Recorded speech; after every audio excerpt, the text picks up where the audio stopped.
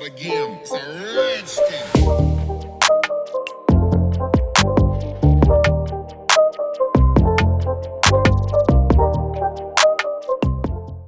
See, like already mentioned, see, when, for example, when I read Godfather, that was in my intermediate time, almost my senior intermediate, which should be roughly somewhere in the 83, 84, something like that, you know. But it took me nearly 2005 to make Sarkar, you know. So when you're impressed with something, that doesn't mean you immediately consciously have an idea that I want to make a film. There's been influence in your life. So after that, it is just, for me, Sarkar was never about the underworld. Godfather was never. It was about a family. Then at one point of time, it suddenly occurred to me there is a correlation between Balasaheb Thackeray and Godfather. So that idea probably came to me only in 2002, to have some kind of a parallel comparison. So likewise, when I saw Enter the Dragon, I wasn't even, what do you call, I didn't have the vaguest idea I'll become a filmmaker someday. But me reading books on Bruce Lee, watching his documentaries and watching his various other things, I had a, an influence, general influence in terms of my lifestyle itself. That was what Bruce Lee did to me. So subconsciously, I used to copy Bruce Lee's kind of thing, even in my debut film Shiva. Whether they were martial arts or not is not the point. Then maybe late, sometime after many years, it occurred to me that none of the Hong Kong martial art films or Korean martial art, they seem to have understood the Bruce Lee phenomena. How come for 40 years we're not able to forget Bruce Lee? And every martial artist who came after that, we forget them in 3-4 years and we move on. So I studied it like a research in terms of that. I'm not saying I'm not a martial artist myself, but I understand the theory of martial arts a lot. It's like because of that, and then by the time I slowly have formed an idea, maybe I can adapt something like this, and then like I just mentioned, to make a female martial artist, then the hunt for that to female martial artists. Then once I found Pooja, then there was a process of converting her style from Taekwondo to Jeet Kune Do, So all this was a period of time, and this was working parallelly. It's not like the day I thought of making a martial arts film, I didn't stop all other work. It was just working in the sidelines and off and on. Yeah. Yes, I'm very, very keen, because for me, what it signifies, for me, Bruce Lee, if you remember the plot of Enter the Dragon, he's been put into a certain adventure. Him being a martial artist who takes part in tournaments, he was given a job by someone in a certain sense as a mission, for want of a better word. So I'm very keen to continue Ladki as a franchise in terms of the same character to be put in different situations each time. Yeah, I think if I get it right, the main point is there is a very strange love story in the film, because Pooja is obsessed with Bruce Lee, because she's like a self-taught, like Ekalavya kind of a personality. In a certain situation, she watches his documentaries and teaches herself. And there's an obsession which forms in her. Now, the guy who's in love with Pooja, initially he likes her for her skills and everything, but then later on he starts feeling jealous of Bruce Lee. Her obsession for this guy, though he's dead a long time back. And also he feels her obsession can put her in trouble in the future, and he wants her to get out. So that is a conflict point, which is like why I said it's a strange love story between a boy and a girl and a guy who died 40 years back. I think it's both, because in my real life I can connect to it. Martial arts is very important part of my life, and I'm very romantic person in my personal life. So with every girl and every boy, there's something or the other. Everybody likes to fall in love with someone, and the action part was already there, so it was kind of new experience for me. And I was very aware that I've seen Sir's other films, and I knew that I am going to look really, really glamorous and super amazing in the film. So that happiness was there, and I was aware of what I want to do and how I will look in a certain clothes or in a certain scenario. So I think both the things are pretty much amazing in the film. I think you will enjoy it. Yeah. Pooja, அதே மாதிரி Just I want to add one thing. I think this is what I'm saying. When he said he's famous for making his heroines look glamorous, and I think his question also was, did he tell you something and did he show you as something else? I think that was the question. No, no. No, yeah, partly. But to just elaborate on that, I'm extremely, frank and truthful to my actors.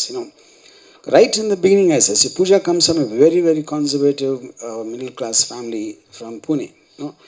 And I said, you see, the whole point for me when I watched Bruce Lee in Enter the Dragon, as much as his face, the expression in the face, the incredible fitness of his body, and his body speaks a language for itself in terms of its stance, and you see each muscle rippling across the thing when he hits or when he just stands there. So it's very important, and I think for a martial artist, the body expresses as much as the face. And that needs to be shown with pride, with a kind of a poise and dignity, So, and to her credit, she did it with complete conviction, trusting me to capture that in the same way. The girl dragon. A girl dragon. Is there anything particular? Yeah, the reason because she's a girl. Obviously, because what will distinguish between Bruce Lee's Enter the Dragon and this film is because Pooja being a girl, I thought I'm not comparing her to Bruce Lee because she's playing the role of a fan of Bruce Lee in the film as a kind of a, like I said, Ekalava Shishya, something like that. So the girl is only because she's a girl. See, I honestly believe that the art of fighting and the beauty of sexuality is actually the two prime things of nature. Nature made and everything else is a restriction made by mankind. So when you see something on screen, anything, for example, a woman's beauty is one of the most beautiful things which we have in life. And then there is a power of a man. They both go hand in hand and don't look down upon any of each of them in any context. So I thought here I got an opportunity, like, I might have done Rangila to show off a woman's body. I might have made Shiva or something like that to show a man's power. Whereas in Ladki, I thought I got an incredible opportunity to showcase a combination of both of them together in one person. Bruce Lee's character is connected because, like I said, she is basically obsessed with Bruce Lee, and she learned herself by studying his films and studying his documentaries and listening to his interviews. And so she became a self-styled martial artist, not following any classical patterns of karate or kung fu or something like that, which is what Bruce Lee used to preach. And then the boy who falls in love with her, though initially is enamored with her specialty, he somewhere starts feeling stifled and very cornered with her obsession. And because that also puts her in trouble, because in modern day times, martial arts cannot solve problems. It becomes a spectacular art form to show off your skill rather than it having a practical application in real life. So that becomes a conflict point between them. So Bruce Lee becomes a thorn between two lovers. Yeah, that is the connection. Yeah, now that is settled, and the reason I'm going to release that next month. The reason I kept it postponed is because Ladki was releasing along with the Chinese version of Ladki on July 15th. So I wanted to get this out first and come to that later. You're asking in the context of the film, right? Yeah. Yeah. See, I feel in the context of the story, there's something happens with the character's family member, like elder sister, where she feels helpless in inability to not to be able to do anything. But in the overall context, I feel, I'm just giving an example. Now see, men kind of take women as weak creatures, so they can't do anything. They're at their mercy. That is what the general man's belief system towards a woman. So my question is, if in a case like the horrible Nirbhaya rape case, when these 4 guys were in the bus looking for a woman who they can prey upon, now what if that girl happens to be like Pooja? That's for me a kind of a speculation on a hypothetical level. So I think when women also have that kind of basic self-defense, to handle a situation, if at all it comes, something unfortunate that happens, I think that is one message this film very strongly sends. apart from that, the effects of the perfect fitness of the body with related to health and all that, I think both of them are there strongly there. I'll ask you a question. Now, India has a lot of martial arts, but did you ever see a film in India which is actually Indian martial art is portrayed? No. The reason for that is world over, not only in India, in America, in Europe, and every country. I think the martial art became synonymous with Bruce Lee, because that is a style which is not exactly Chinese. He something developed himself, which is what his whole philosophy was. So that was what I was trying to capture in the film. So it is not about martial art. It's what effectively looks on screen. I mean, there can be many dance forms, there can be many martial arts, there can be any other art forms. But what is the most effective to look at on the screen is what I was trying to capture. First of all, when I met Sir, I was not at all glamorous. I think I was a tomboy when I met Sir, and a very simple girl, and that's why Sir casted me in this film for my action talent. And then initially when I started working on myself and learning Jeet Kune Do, I felt that for this specific film, I think there should be a makeover, like how it happens in the film when a girl goes through a makeover scene.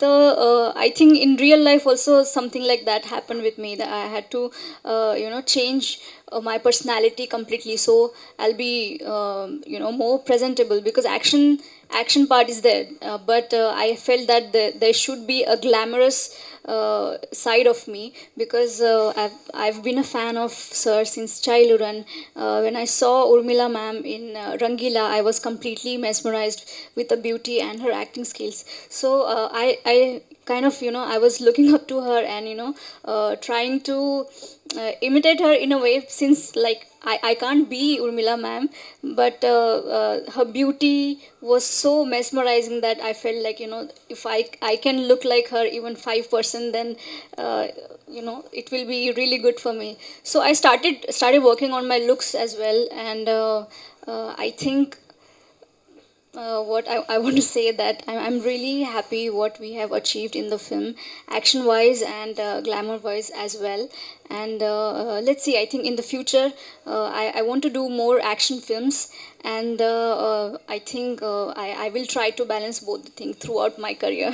We initially did a lot of training for every specific scenes we were planning to shoot. So whenever we were shooting, like whenever we were on the sets actually, so you are in that zone, in that action mode, so accidents tend to happen. So I think 2-3 times this has happened, that I got injured, and other people who were like there in the scene, they also got injured.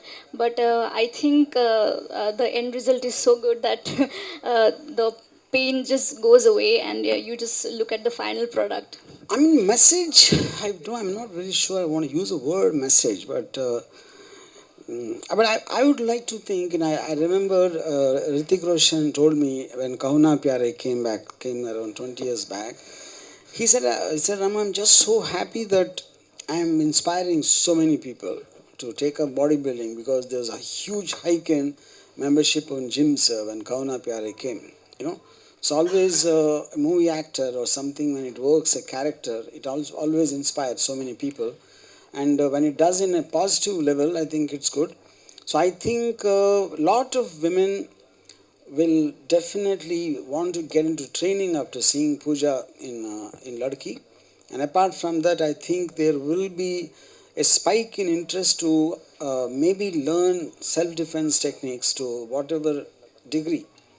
Like, when what happened to all of us when we saw Bruce Lee, it felt that if you work hard, you can achieve some part of him. So I think that very rarely happens, which is what I think the underlying message of the film. See, I'm a big fan of Ilaiyaraaja. I don't want to see him sitting amongst a lot of people. I want to see him alone sitting like a king. So I don't know what to say. I mean, I see, first of all, I have not been making films with songs as the main. I've been more into gangster and horror and the genre films. Rangila is a very typical romantic love story. So the songs which I'm making over the past few years, they're very situational and a part of the narrative of the film rather than to make it work for its own sake. That's how I'd like to see it. Thank you all for coming. Mr. See, Ladki for me is a very, ambitious film of my entire career. The reason because I was very heavily influenced by Bruce Lee in my college days and growing years, and he's been one of the primary causes why I became a director. Because for me, Bruce Lee was not just about fighting. There's individualistic attitude. There is a kind of a philosophy he has towards life, and I just wanted, that kind of drove me to making a very individualistic self-expression where I took films as my call. And then I never really had a thing that I want to make a martial arts film. That's because India really doesn't have a culture of martial arts that much at the time. And but it always was at the back of my head. So when much later after I became a director, I kind of seen, the later day martial artists after the death of Bruce Lee, like from Donnie Yen to Jackie Chan to various others came, Jet Li, Tony Jaa. I always used to wonder why they are not seeming to understand the original art of Bruce Lee in terms of how he interpreted the fighting arts and the style which he adapted. They pretty much seem to be in a classical mode, whereas Bruce Lee was always against classical styles because he thought each person has to develop his own individual style, which is what the in the true meaning of original art is about. So that is when I slowly started thinking about, can I attempt a martial arts film? Then at a point of time, one more thing I realized is, now Bruce Lee being a very small person, he's like a 5'7" guy with a body weight of hardly 60 kgs. But on screen, he made me believe he can beat up people twice his size and multiple of them, and it was very believable. I think a kind of a combination of the rage in his eyes and the fury and the speed and the agility and the extraordinary body he has. So then I thought, why not take it a step forward and make it into a girl? Because the whole point is a weak person cannot, and a girl is weaker, as generally believed. So that is when I fixed up the basic plot line to be a female-centric martial arts film. So like I said earlier, it was very difficult even to get a male martial art in India. So female though it was much more tougher, but finally at a point of time I managed to get Pooja's contact. And she happens to be a taekwondo champion and took part in many national and international tournaments. And then once I met her, I got her trained in Jeet Kune Do, which is the Bruce Lee style. Yeah, that's how the whole journey happened. And after that I sent the footage to a Chinese company, and they were very impressed with Pooja's skills, and that was kind of really surprising because China is the motherland of martial arts. Like every greatest artist in China from Bruce Lee onwards came from China. So them being impressed with the Indian martial artist like Pooja was a huge this thing for us. So that's when it became Indo-Chinese co-production, and then lots of things, and we've been shooting for the last 3 years. But due to the COVID thing and various other related issues, it got delayed, and finally we're looking for a simultaneous release date. Incidentally, it is releasing on July 15th in China also in more than 40,000 screens. And so for me it is a very special film because I started my journey going on a cycle in Hyderabad to a theatre to watch Enter the Dragon when I didn't have money to buy the ticket. And now what inspired me in that theatre in Hyderabad, I managed to take that and convey in a certain film called Ladki, which is releasing in Bruce Lee's homeland in 40,000 screens. I think it's probably the greatest emotional high I've had in my career so far. Thank you. Vanakkam. I want to thank you all for being here today. I was extremely excited when we were coming here to visit Chennai, and this is my, I think, third time visiting this beautiful city. Earlier when I came here, I came as a martial artist to participate in competition, but today I'm here as an actor. So it's been a wonderful journey being a part of this film, and me, sir, and the makers of this film, the Indian makers and Chinese makers, we take immense pride in presenting Ladki.